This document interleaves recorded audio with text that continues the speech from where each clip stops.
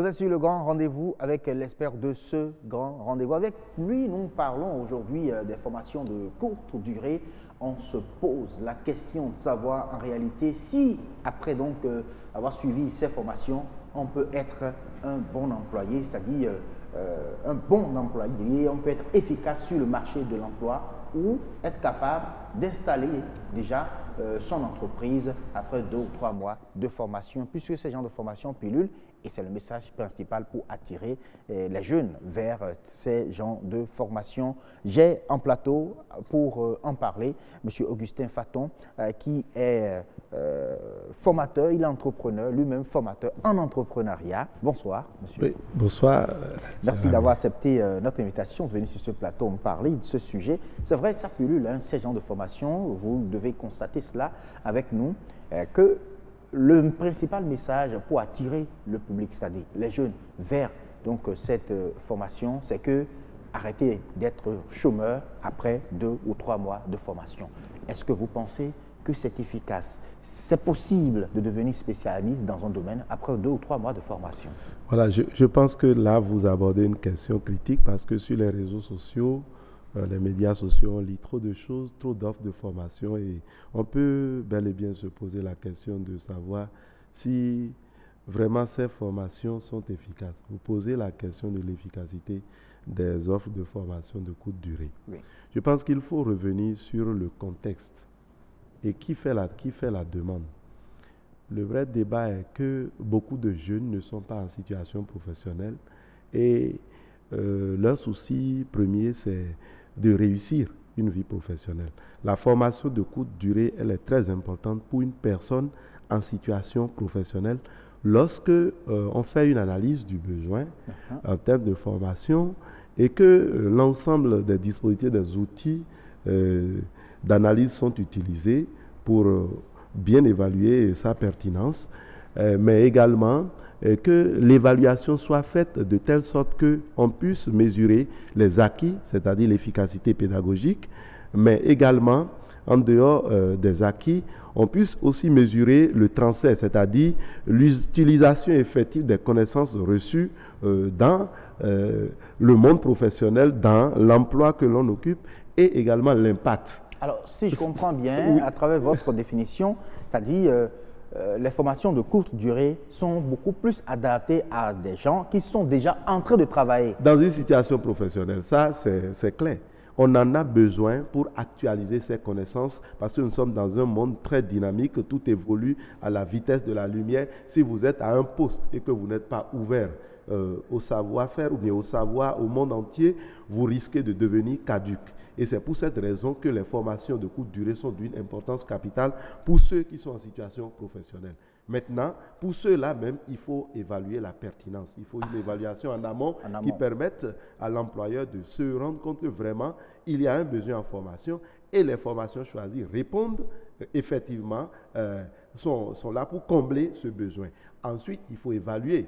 Il faut une évaluation. Souvent, les gens font l'évaluation pédagogique, c'est-à-dire sur les acquis, mais tout ce qui concerne le transfert, après que l'individu soit formé, les questions de l'application des connaissances reçues et leur effet sur leur production et professionnelle, tout ça n'est pas pris en compte. Donc, les formations de courte durée sont effectivement importantes pour une personne en situation professionnelle, quand c'est bien organisé, quand c'est encadré de toute la démarche qu'il faut, c'est très bien. Alors, mais maintenant, oui, quand vous allez de l'autre côté, où les gens aujourd'hui pensent que une jeunesse qui est mal formée du fait de notre système éducatif et qui a envie de se lancer dans une affaire, mais c'est illusoire de penser qu'une formation de courte durée puisse permettre à une telle personne d'avoir toutes les aptitudes techniques, professionnelles, le savoir-faire et le savoir-être. C'est illusoire. C'est illusoire. Oui. Et vous voyez, en fait, c'est du business.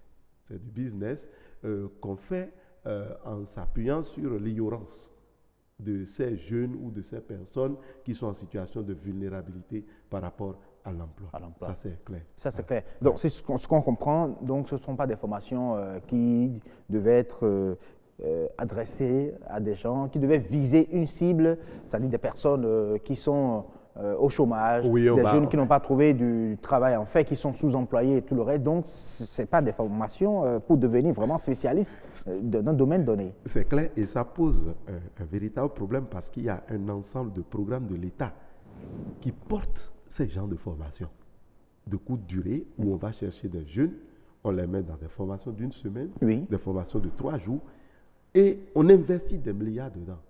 Vous pouvez comprendre ce qui se passe. Aujourd'hui, nous avons un tissu économique qui ne répond pas, qui n'est pas en mesure de créer la richesse et l'emploi à la hauteur des besoins exprimés par la nation. Et ces programmes, on investit des milliards dedans. Autant veiller à la qualité des interventions en ciblant ces personnes, bien sûr, mais en les intégrant dans une formation beaucoup plus structurée qui leur permet non seulement de recevoir tout ce qu'il faut et ensuite d'évaluer dessus un processus. Je pense que c'est très important et les programmes doivent revoir tout ça. C'est ça qui explique même que certains fonds, on dit, oui, on les accompagne à faire rapidement un plan d'affaires. Un plan d'affaires, et oui. ensuite, on met des millions à la disposition de ces gens qui n'ont aucune expérience professionnelle et on attend que ces gens produisent du résultat. C'est illusoire. Et c'est ça qui explique les échecs. Mais on en a vu quand même qui présentent un semblant de réussite dans ce genre de processus. Par exemple, quelqu'un qui a fait un master en banque et finance qui aujourd'hui se retrouve dans une entreprise de vente de canvas, par exemple, de tissu, du pain tissé aujourd'hui, et qui a une entreprise et qui gère. Qu'en pensez-vous? Est-ce que vous pensez en réalité qu'après avoir suivi 2 ou 3 mois de formation en pain tissé aujourd'hui, elle a son entreprise aujourd'hui qu'elle gère? Bon, attendez, de telles réussites. Vous parlez de quelqu'un qui a fait un master en banque Oui. et finance. Regardez son niveau intellectuel. Est-ce que celui-là est un manager qui recrute des personnes ayant suivi une formation dans le tissage de paille et qui les organise? Ça, c'est un aspect. Celui-là a besoin d'une formation de courte durée. Il a besoin de connaître certains éléments qui lui permettent en réalité de suivre son entreprise, de suivre le travail que font ses collaborateurs. Okay. Ces éléments, il faut les dissocier. Des gens qui n'ont aucune formation et qu'on leur propose des formations de courte durée et après ça, on attend que ces jeunes personnes réussissent, ça ne donnera pas quelque chose. Donc, c'est évident que la formation de courte durée, elle est intéressante pour une personne en situation professionnelle. Mais pour quelqu'un qui ne connaît pratiquement rien en la matière, je pense qu'il faut revoir le type de formation et ça doit être forcément une formation d'une durée beaucoup plus longue. Beaucoup plus longue. Donc, vous pensez que ces jeunes que le FNPEJ, par exemple, Oui. finance aujourd'hui au Bénin, que ce soit des gens qui ont suivi vraiment des formations de longue durée et à qui on apprend maintenant à pratiquer ces métiers. Attendez, le FNPEJ, je pense qu'ils sont en train de réformer tout le programme et c'est heureux de le constater. Nous avons reçu déjà des experts qui sont en train de revoir tout au niveau des réformes. Mais vous voyez, ces jeunes qui ont reçu les ressources du FNPEJ, combien l'État a pu récupérer? C'est lié à ça. C'est lié à ça que, oui, on dit plan d'affaires. Regardez quelqu'un qui n'a jamais géré 200 000, il fait un plan d'affaires d'1 500 000. C'est un échec. Ça ne donnera rien. Parce qu'il ne sait même pas ce qu'il veut faire. L'illusion du plan d'affaires, on doit sortir de ça. Okay. Il faut sortir de l'illusion du plan d'affaires. Une personne en situation professionnelle, vous suivez quand même, vous prenez un jeune, même s'il n'a pas reçu une formation déjà, et qu'il est par exemple dans le maraîchage, et qu'il le fait, et qu'à un moment donné, il soit allé dans une formation de courte durée, juste pour affiner son expertise, sa manière de faire. Vous allez voir systématiquement que c'est différent. Quand un jeune qui n'est pas du tout dans le maraîchage, il se lève, il dit « moi je veux faire le maraîchage ».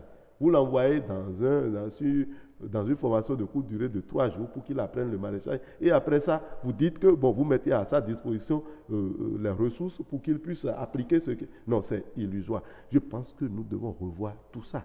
Et nous estimons que l'État a pris la mesure de la situation et qu'on va désormais évoluer autrement dans une démarche beaucoup plus pertinente qui permette véritablement d'outiller la jeunesse pour relever les défis de l'auto-emploi. Parce qu'il n'y a plus d'emploi, il n'y a pas d'entreprise. Dans nos communes, il n'y a pas d'entreprise. Et on ne doit pas se perdre en faisant des options, en faisant le choix des options dans ce sens-là. Et c'est beaucoup plus ça qui impacte négativement le tissu économique et nous assistons à un véritable retard dans notre économie. Dans notre économie, disons, les formations que vous proposez, plutôt que ces formations-là soient orientées vers des entreprises déjà installées et aussi vers des jeunes qui ont déjà suivi des formations de longue durée.